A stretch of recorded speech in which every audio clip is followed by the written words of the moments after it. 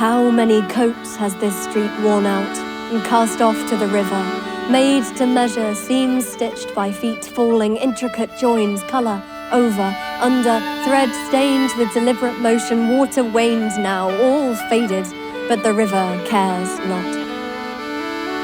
Its voice wears them all at once, they ornament its singing tongue that's heard by all and by none, history born by the lilting hum of the slow-stepping river.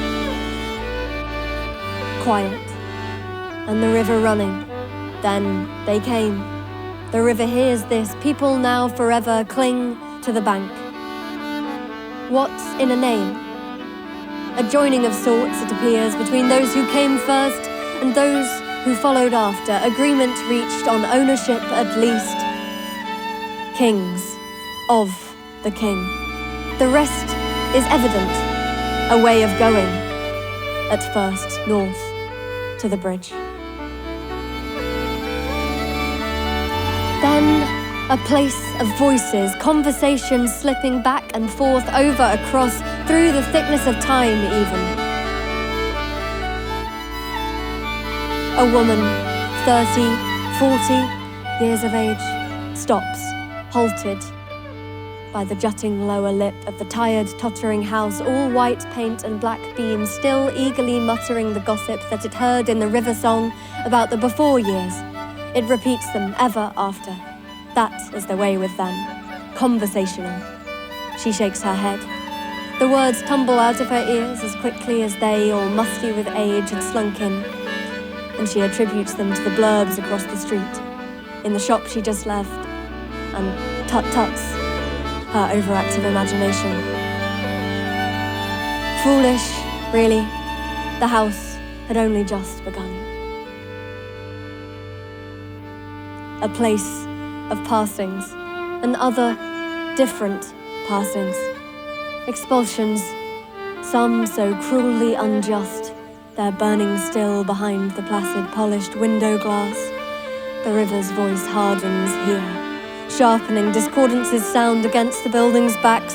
This is heard sometimes like a shiver down the spine, courtesy of the river. A chill sweeps through you, then it's gone, and the lights, dancing in dresses of commerciality, are just beginning to seem like beacons. It darkens early always in the autumn.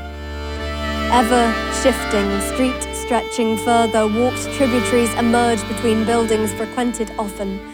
Great importance is assigned. So the street struts, probably in blue. That's the colour that the river sometimes wears behind the street when singing in a soprano tone to an audience of forgotten spaces and backs of houses. Then a place of refuge. Foreign tongues, all sparring, informally, of course, to carry the loudest laugh, the ghosts of which gather by the windows, spilling out through the panes and dressing the evening in candlelight, and it spilling into the waiting river.